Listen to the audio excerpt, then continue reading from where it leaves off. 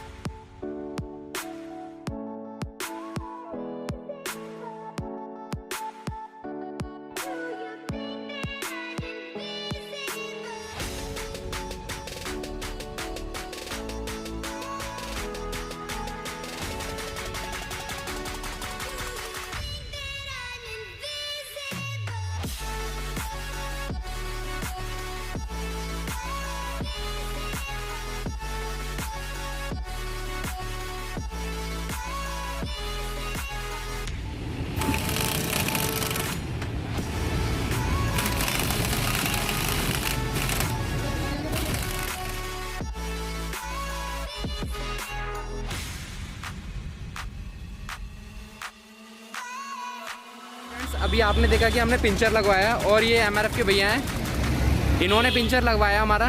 ठीक है ना, अब इनसे बात कर ले। तो भैया कितना मतलब कि कितना खर्चा आया हमारे इस पिंचर के अंदर? नॉर्मली जो फील वाला जो पंचर लगता है वो 150 रुपये का लगता है। 150 वाला लगता है, जिसे मशरूम पिंचर कहते हैं। मशरूम पंचर जिसको बोलते हैं। तो मशरूम पिंचर के फायदे क्या क्या है भैया? मशरूम पंचर एक तो जल्दी से लीक नहीं करता है। अच्छा, लीक नहीं करता है वो। और टायर जल्दी से खराब नहीं होता है। तो ये एमआरएफ आपका मतलब कहाँ पर है, ये मुझे एक बार बता दो कि कहाँ पर है? ये बदरपुर में है अपना।